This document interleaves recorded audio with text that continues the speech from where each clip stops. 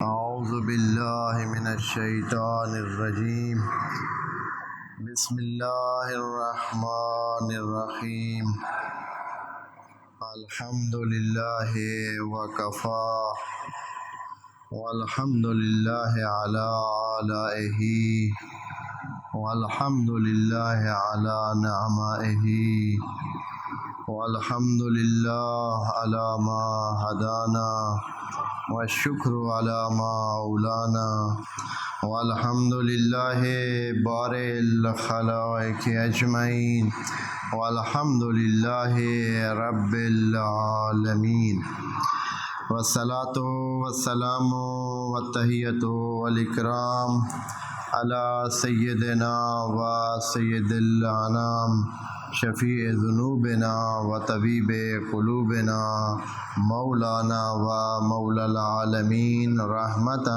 للعالمین ابی القاسم محمد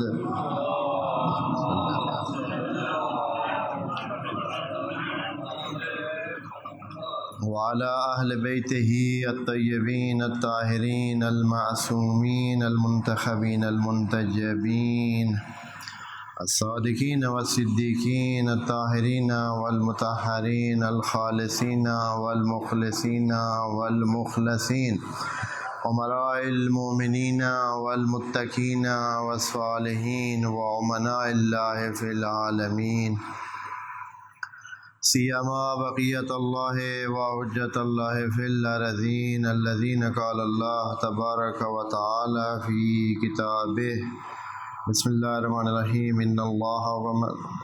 انما یرید اللہ لیذہب عنکم الرجس اہل البیت ویطہرکم تطہیرا۔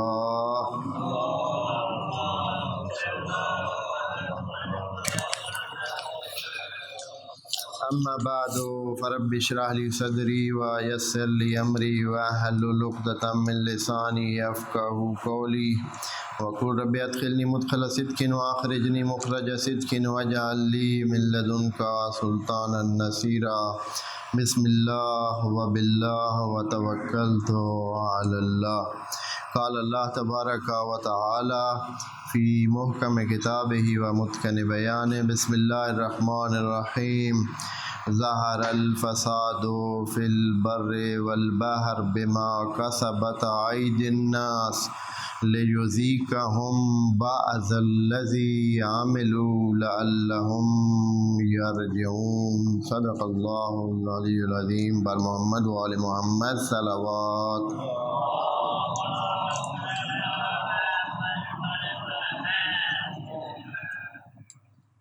دعا ہے خدائے ذوالجلال رب ذوالجلال رب منان رب کریم ان ایام میں اور خصوصاً آج کے یوم الجمعہ کے دن میں جو 40 سے ایک دن پہلے واقع ہوا ہے، تمام مومنین کی حاجات شرعیہ پوری فرمائے، مریض احوال مومنین کو شفائے عاجل نصیب فرمائے، خصوصاً جن مومنین کے لیے دعاؤں کا کہا گیا ہے ان کو شفائے عاجل نصیب فرمائے، سفر میں موجود مومنین کے سفر بخیر فرمائے، پردیس میں موجود مومنین کو وطن آنے میں مدد فرمائے، پردیس میں ان کی حفاظت فرمائے، زیارات کے راستے میں حائل رکاوٹوں کو دور فرمائے، جن مومنین کو زیارات کا اشتیاق ہے ان کے زیارات کے لیے سفر کے وسائل فراہم فرمائے، حج و عمرہ میں آسانیاں عنایت فرمائے، جو زوار سفر میں موجود ہیں اور کربلا میں موجود ہیں اور 40 کے حوالے سے مشی میں شامل ہیں یا دوسرے زیارات کے احوال میں شامل ہیں، خدا کریم خدا ان کی مدد فرمائے، حفاظت فرمائے اور خیر و عافیت سے ان کو وطن آنے میں مدد فرمائے۔ خدا کریم سے دعا ہے مومنین باقی جہاں جہاں بھی دنیا میں آباد ہیں اور اہل بیت کے حوالے سے ممکنہ خدمات انجام دے رہے ہیں۔ خدا کریم تمام کی خدمات کو قبول فرمائے اور توفیق مزید عنایت فرمائے۔ اپنی دعاؤں کی قبولیت کے لیے بلند آواز میں صلوات۔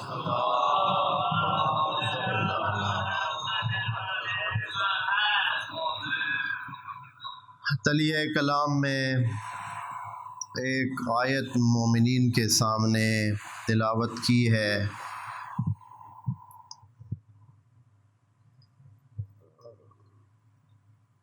قرآن ہمارا زندگی کا اوڑھنا بچھونا ہے، سوچ کا، اعتقاد کا۔ ہمارے تمام اعتقادات، ہمارے تمام سوچیں، ہماری تمام فکریں، ہمارے راستے کا چلنا، ہمارے مذہب کا پشتوانہ اور استوانہ، ہمارے مذہب کی جو مین ریڑھ کی ہڈی ہے قرآن ہے، اور قرآن نے ہمیں اس دنیا اور آخرت کے لیے سعادت کا راستہ دکھایا ہے اور اسی لیے ہی آیا ہے۔ انبیاء کی بعثت بھی اسی لیے ہوئی ہے اور قرآن ان کا مترجم ہے۔ قرآن آخری مترجم ہے خدا کا اور تمام انبیاء کی تعلیمات کا، اور اسی طرح یہ پرانی کتاب بھی نہیں ہے، پرانی ہونے کے باوجود بھی آج کی کتاب ہے اور آج کے حالات پر تبصرہ کرتی ہے اور آج کے حالات پر اپنا موقف بیان کرتی ہے۔ کتاب ہے لیکن عام کتاب نہیں ہے، ہر چند مسلمانوں نے اس کو بہت اگنور کیا ہے اور کم توجہ دے رکھی ہے۔ ہم سب جانتے ہیں، ہمارے سامنے جو ہو رہا ہے، ہم خود اس میں انوالو ہیں، اور کتنا ہم قرآن پڑھتے ہیں، کتنا پڑھ سکتے ہیں، بہت ہی کم توجہ ہے، اور اگر ہے بھی تو کتنا جانتے ہیں۔ بہت ہوا تو تلاوت کی حد تک کچھ مومنین اہتمام کرتے ہیں کہ شب و روز میں انہوں نے اپنے لیے زندگی کی ترتیب بنائی ہوئی ہوتی ہے اور اس ترتیب میں وہ قرآن کو بھی ٹائم دیتے ہیں، چاہے شام میں چاہے سحر میں کوئی 5 منٹ نکال کر تلاوت قرآن کرتے ہیں۔ حالانکہ کہا گیا ہے وَرَتِّلِ الْقُرْآنَ تَرْتِیلًا، قرآن کو بھی پڑھا کریں، یا اور بھی کئی آیات میں کہا گیا ہے کہ یہ قرآن توجہ کرنے کی چیز ہے، تدبر کرنے کی چیز ہے۔ قرآن کی ایک آیت جو میں نے آج سامنے مومنین کے پڑھی ہے، جس میں خدا کریم نے سورہ روم میں یوں فرمایا ہے کہ ظَهَرَ الْفَسَادُ فِي الْبَرِّ وَالْبَحْرِ، آیت نمبر 41 ہے۔ ہم دیکھتے ہیں کہ جہان میں خدا کا جہان ہے، خدا قادر مطلق ہے، عالم ہے، خالق ہے، اس کے بس میں ہے سب چیزیں، اس کے اختیار میں ہے، سب کچھ کر سکتا ہے۔ پھر بھی دیکھتے ہیں کہ جہان کی حالت بگڑی ہوئی ہے، جہان میں تو فساد ہی فساد ہے۔ انسان کوشش کر رہا ہے کہ بہتری آئے، بہتر اور بہتر کی تلاش میں انسان نے کیا نہیں کیا، کیا کوشش نہیں کی ہے۔ سارے انسان جتے ہوئے ہیں، لگے ہوئے ہیں۔ جس سے پوچھیں آپ کیوں یہ کام کر رہے ہیں، چاہے وہ چھوٹا کام کوئی کر رہا ہے یا کوئی بڑا کام کر رہا ہے، چاہے کوئی حکمران ہے یا کوئی سائنسدان ہے، کوئی پروفیسر ہے یا کوئی مولانا ہے یا کوئی دکاندار ہے، کوئی تاجر ہے، کوئی بھی ہے، اگر اس سے پوچھیں کہ اے بندے خدا آپ جو یہ کام کر رہے ہیں تو کیوں کر رہے ہیں، ہر چند اس میں اس کا نفع بھی ہوگا، معیشت بھی اس کی اسی سے چلے گی، لیکن وہ یہ بھی دعویٰ ساتھ کرے گا کہ میں دنیا کو سنوارنے کے لیے، اس جہان کے بگاڑ کو کم کرنے کے لیے، ضرورتوں کو پورا کرنے کے لیے، مشکلات کو حل کرنے کے لیے ہم کر رہے ہیں۔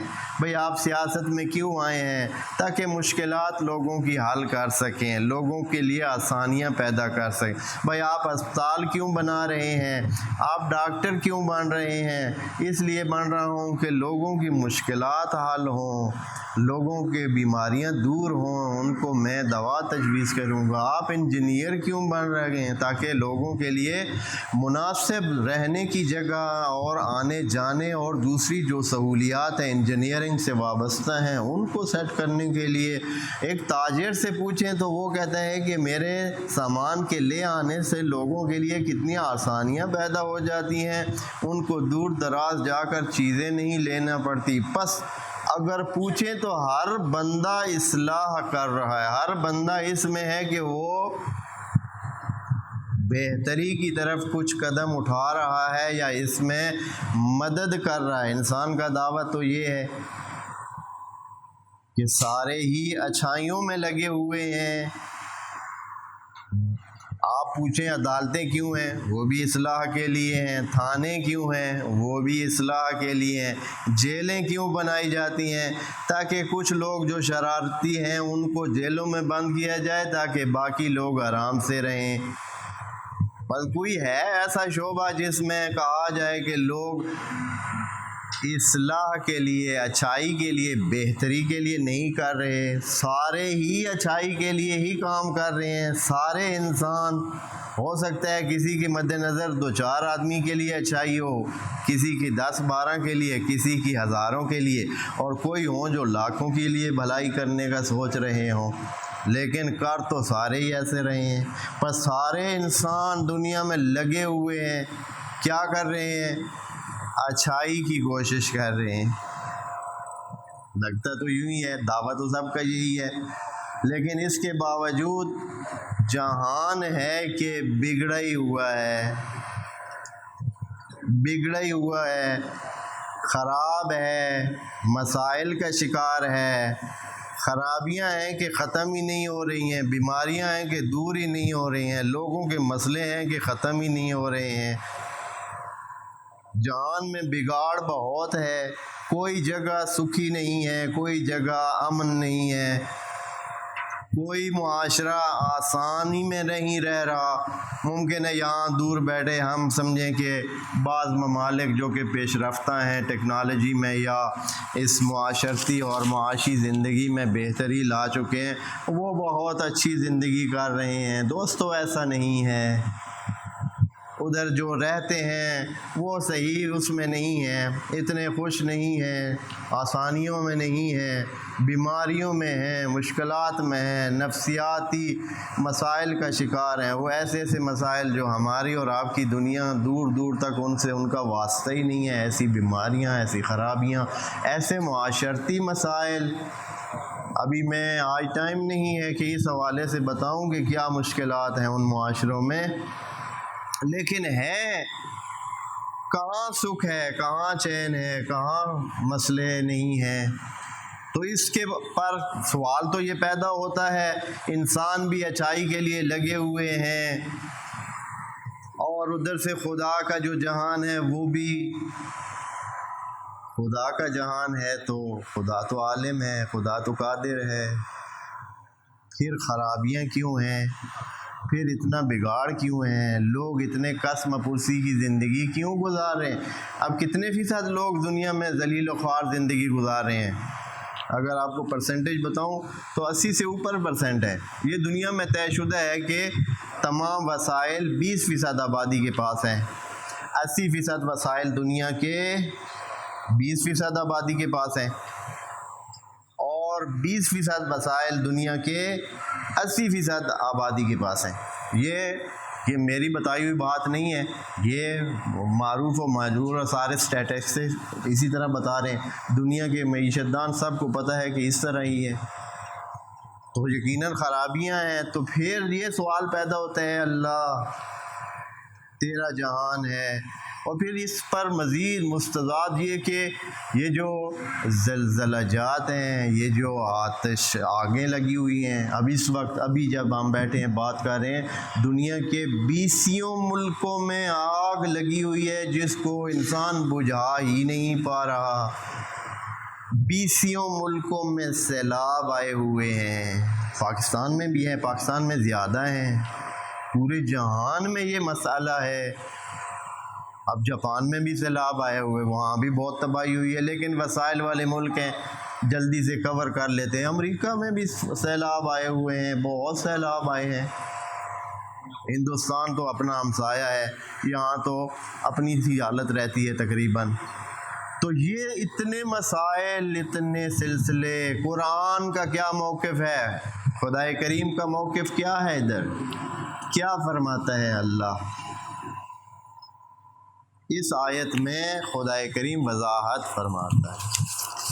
آیت نمبر 41 ہے، سورہ روم میں ہے، فرماتا ہے ظہر الفساد فی البر والبحر۔ دنیا میں جو آپ فساد دیکھ رہے ہیں، تباہی دیکھ رہے ہیں، خرابی دیکھ رہے ہیں، انسانوں یہ مت خیال کرنا کہ ہماری طاقت ہمارے علم سے باہر ہے۔ ظہر الفساد فی البر والبحر وجہ بما کسبت ایدی الناس، یہ لوگوں کے ہاتھوں کا کیا دھرا ہے، خود لوگوں نے اس کو ایجاد کیا ہے، خود لوگوں نے اپنے کاموں سے، اپنے رہن سہن سے، اپنے طریقوں سے، اپنے جو اس نیچرل اور فطری تقاضوں سے ہٹ کر چیزوں کے استعمال سے یہ تباہی آئی ہوئی ہے۔ بما کسبت ایدی الناس، یہ لوگوں کے ہاتھوں سے یہ چیزیں پیدا ہوئی ہیں، جو کچھ بھی ہوا ہے۔ اور آج انسان اس بات کو پہنچ چکا ہے، پہلے زمانوں میں پتہ نہیں چلتا تھا کہ کیا ہوا ہے، کیا کیا انسانوں نے کہ یہ ہوا ہے۔ لوگ انہی چیزوں کے پیچھے پڑے رہتے ہیں کہ بھائی مثلا لوگوں نے فرض کریں کہ کہیں جوا زیادہ کھیل لیا، یا کہیں فحشا اور منکرات میں زیادہ پڑے رہے، یا کہیں شراب خواری پڑی۔ یہ تو چھوٹے چھوٹے جرم ہیں، لوگوں کے حقوق کھانا اور خدا کی بنائے ہوئے طریقہ کار سے ہٹ کر زندگی کرنا۔ ہم سارے انسانوں کا وتیرہ ہے، سارے انسان اپنی زندگیوں کو الٹ رکھ رہے ہیں۔ خدا کریم نے زندگی کے کچھ طریقہ کار بتائے ہیں، کچھ نیچرل چیزیں بتائی ہیں، ہم ان کے بالکل ان سے ہٹ کر سارے سلسلے ہمارے چل رہے ہیں۔ تو پھر ہم کیوں نہ ان چیزوں میں پھنسیں، کیوں نہ ہم بیمار ہوں، کیوں نہ بیماریاں پھیلیں، کیوں نہ اس طرح کے یہ جو سیلاب آتے ہیں تو کیا آیا ان سے بچا نہیں جا سکتا؟ خود سارے سائنسدان متفق ہیں کہ ان سب چیزوں سے بچا جا سکتا ہے، اور ان کی وجہ بھی ہم خود ہیں۔ ہم نے خود ہی اس طرح دنیا کو استعمال کیا ہے کہ اس زمین کو اس انداز میں استعمال کیا ہے کہ اب ہم اسی کے جو ری ایکشن کے طور پر جو مصیبتیں آ رہی ہیں ہم پر اسی وجہ سے آ رہی ہیں۔ ہمارے اندر جو کچھ ہم کھا رہے ہیں، جو کچھ پی رہے ہیں، یہ سارا پانی خراب ہوا ہے، کس نے کیا ہے؟ ہم نے خود ہی کیا ہوا ہے، ہم نہیں دھیان کر رہے ہیں۔ ہم حد سے زیادہ، جس زمین نے ہمیں ایک من فرض کریں کہ گندم واپس دینی تھی، ہم اس سے 10 من نکالنے کے چکر میں زمین کا جو وہ بنایا ہوا نظام ہے اس کو بگاڑ دیتے ہیں، اس میں تیزی لے آتے ہیں۔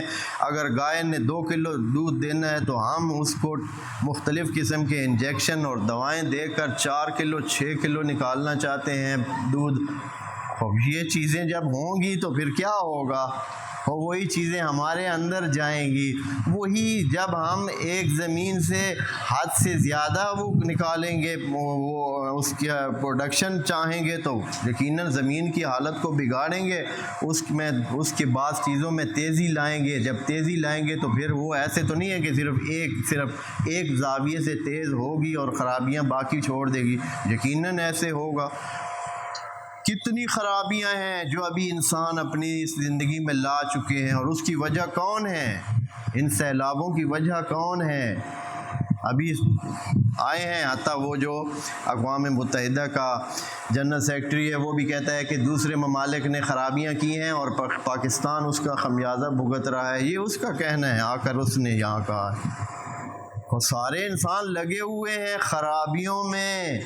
میں سادہ سی مثال دوں، ہم میں بھی ہیں خرابیاں، ہم بھی کچھ ہیں کیسے کام کر رہے ہیں، اپنی صحتیں بگاڑ رہے ہیں، خوب مثال کے طور پر ہمارا سونا اور جاگنا خدا کے نظام کے مطابق رات کو سونا چاہیے، دن کو جا کر کام کرنا چاہیے، مصروفیات رکھنی چاہیے۔ ابھی ہم نے کیا کیا ہوا ہے؟ بہت سمپل سی بات ہے، آدھی رات تک ہم نے جاگنا ہے، تو آدھی رات تک ہمیں 4-5 گھنٹے بجلی اور بجلی کے وسائل چاہیے۔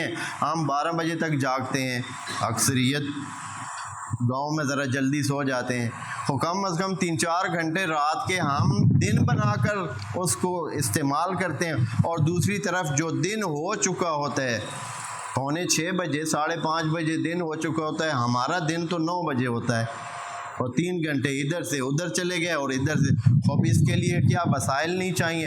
اگر آپ فرض کریں، مثال دیتا ہوں، آج ہی اگر ایک دن میں اس ملک کی بجلی کا مسئلہ حل ہو سکتا ہے، اگر خدا کے اس پہ آ جائیں، ہم ٹائم پہ سو جائیں، اگر 8 بجے 9 بجے سو جائے انسان، یقین جانے جتنی بجلی بچت ہوگی، کل سے ہی ہمارے ملک کے اندر بجلی کا مسئلہ حل ہو سکتا ہے۔ ہمیں ضرورت ہی نہیں ہے، کیوں ہم وہ جو روشنی 6 بجے سے لے کر 9 بجے تک 3 گھنٹے کی روشنی کو ہم ضائع کر دیتے ہیں، ہم استعمال ہی نہیں کرتے، ہم سوئے رہتے ہیں، روشنی آ کے چلی جاتی ہے، رات کو جو ہماری ضرورت نہیں ہوتی ہے ہم روشنی ایجاد کر کے جو ہے وہ جاگتے رہتے ہیں۔ یہ میں سمپل سادہ سی چھوٹی سی مثال دے کر اس طرح کے فسادات پورے جہان میں اتنے ہیں، بگاڑ ہی بگاڑ ہے کہ ہم نے حد سے زیادہ سارے وسائل کو استعمال کیا ہے۔ خدا کریم فرماتا ہے کہ اس میں میرا قصور نہیں ہے، میں نے دے رکھا ہے، دونوں آپ کے اختیار میں، آپ کے پاس ہیں۔ پھر اس طرح کا ہونا اب ہوگا، اس لیے کہ خدا کریم فرماتا ہے ظاہر الفساد فی البر والبحر، فساد پھیل چکا ہے بر اور باہر میں، ہر جگہ خرابی تباہی، آپ کے سمندر بھی حتیٰ پانی صاف نہیں ہے، سمندر کی مچھلیاں مر رہی ہیں، سمندر کی مچھلیوں کے اندر زہر بھرا جا رہا ہے، وہ مچھلیاں آپ کھاتے ہیں، ہم کھاتے ہیں، حیوانات زہر کھا رہے ہیں اور وہ زہر ہم کھاتے ہیں۔ جو دنیا کا نظام ہے وہ بگڑ گیا ہے، جس وجہ سے سیلاب آتے ہیں، تباہیاں آتی ہیں۔ انسان کیا کر رہا ہے، کدھر جا رہا ہے؟ فرماتا ہے کہ بما کسبت ایدی الناس، لوگوں کے ہاتھوں کا کیا دھرا ہے، تو اے اللہ آپ ہی بچا لے۔ چلے لوگ تو نالائق ہیں، خدا نے خود فرمایا ہے وَكَانَ الْإِنسَانُ ظَلُومًا جَهُولًا، یہ تو جاہل بھی ہے، ظالم بھی ہے۔ ان دو چیزوں کے معنی بعد میں کبھی یاد کروں گا۔ ظلوم جہول کیا ہے؟ یہ ظلوم جہول انسان، اے اللہ تو بچا لے، تو نہ ہونے دے، یہ تو ان سے تو ہو جاتی ہے، یہ انسان ہے، کمزور ہے، وَخُلِقَ الْإِنسَانُ ضعیفًا، ضعیف ہے انسان، ضعیف ہے۔ خدا کریم فرماتا ہے کہ میں کر سکتا ہوں، لیکن شرط یہ ہے لِيُذِيقَهُمْ بَعْضَ الَّذِي عَمِلُوا، یہ جو ہم نے دکھایا ہے ان کو منظر خرابی کا، یہ جو اوکھ میں رکھا ہے، مشکلات میں آ گئے ہیں، یہ نعمت ہے ہماری طرف سے۔ نعمت اس وجہ سے ہے کہ ان کو سمجھانے کے لیے، جیسے آپ دوائی دیتے ہیں، دوائی تو کڑوی ہوتی ہے، انجیکشن تو درد کرتا ہے، لیکن پھر بھی آدمی اس کو نعمت سمجھتا ہے جس نے ٹھیک ہونا ہوتا ہے۔ خدا کریم فرماتا ہے کہ ہم یہ مسائل، یہ خرابیاں، یہ جو اوکھ انسانوں پر آئے ہوئے ہیں، ہم نے خود آنے دیے ہیں ان پر، تاکہ یہ لوگ سیدھے ہو جائیں، سمجھیں، جنہوں نے اپنا راستہ ٹھیک کرنا ہے وہ اپنا راستہ ٹھیک کریں۔ لِيُذِيقَهُمْ، اور مزے کی بات خدا کریم فرماتا ہے کہ لِيُذِيقَهُمْ نہیں کہا ہے کہ پورا پیکج خرابی کا دیں گے۔ اگر پورا پیکج خرابی کا دے خدا کریم تو انسانوں کی زندگی ختم ہو جائے، جہان بسنے کے قابل ہی نہ رہے۔ اس طرح نہیں فرماتا ہے، فرماتا ہے لِيُذِيقَهُمْ، یہ جو فساد پھیل گیا ہے اور خرابی آ گئی ہے اور انسان اوکھ میں آ گئے ہیں، مشکل میں ہیں، چیخ رہے ہیں، یہ صرف ذائقہ ہے، یہ چکھا رہے ہیں ہم، پوری پیکج جو اس کا بنتا ہے، اس خرابی کا جو انسانوں نے کی ہے، وہ تو ہم نے دیا ہی نہیں ہے ان کو۔ وہ تو پھر بھی ہم مہلت پر جا کر آخرت میں دیں گے. اگر ٹھیک ہو گئے تو فابہا و نعمت، ٹھیک ہو جائیں، اور اگر پھر بھی ٹھیک نہیں ہوتے تو ہم آخر میں جا کر پورے کا پورا پیکج پھر جو ہے ان کے سامنے پیش کریں گے. لیجزیکہم، ایک تو چکھا رہے ہیں اور دوسری طرف فرما رہا ہے بعض الذی عملوا، صرف کچھ، بہت ساری مصیبتوں کو خدا کریم پہلے ہی روک لیتا ہے. نہیں تو انسانوں کے کیے ہوئے کا نتیجہ یہ ہے کہ چوتھے دن یہ زندگی جہنم بن جائے اور انسان کوئی بھی زندہ رہنا ہی نہ چاہے. ابھی بھی انسانوں میں جینے کا جو یہ شوق ہے، زندگی کرنے کا شوق ہے، اس لیے کہ ابھی خدا کریم نے ساری مصیبتیں جو انسان نے اپنے لیے بنائی ہوئی ہیں ان کو واپس انسانوں کو نہیں دیا ہے اس کا خمیازہ بھگتنے کے لیے. صرف کیا کیا ہے؟ لیجزیکہم، ذائقہ چکھایا ہے، اور وہ بھی بعض الذی عملوا، تھوڑا سا کچھ کا.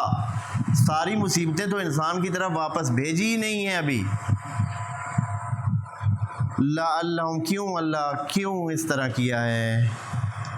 لعلہم یرجعون، تاکہ انسان جو دور بھاگ رہے ہیں، بندگی خدا سے دور بھاگ رہے ہیں، مان کے نہیں دے رہے، ذہن میں نہیں آتا ہے کہ ہم بندے خدا ہیں، ہم نے خدا کی بندگی کرنی ہے، ہم نے اس کے مطابق زندگی کرنی ہے. ہم کون ہیں؟ ہماری کیا حیثیت ہے؟ ہمارے پاس ہے ہی کیا؟ سب کچھ اس کا دیا ہوا ہے، اسی نے خلق کیا ہے، اور وہ بھی زیادہ کچھ نہیں چاہ رہا ہے، وہی چاہ رہا ہے جو ہم چاہتے ہیں. مزے کی بات، خدا نے ہمارے قضاوت کے مطابق ہم سے چاہا ہے. اگر میں کسی چیز کا مالک ہوں، میں کیسے چاہوں گا کہ استعمال کروں یا لوگ استعمال کریں میرے چیزوں کو؟ بر محمد وعلی محمد صلوات.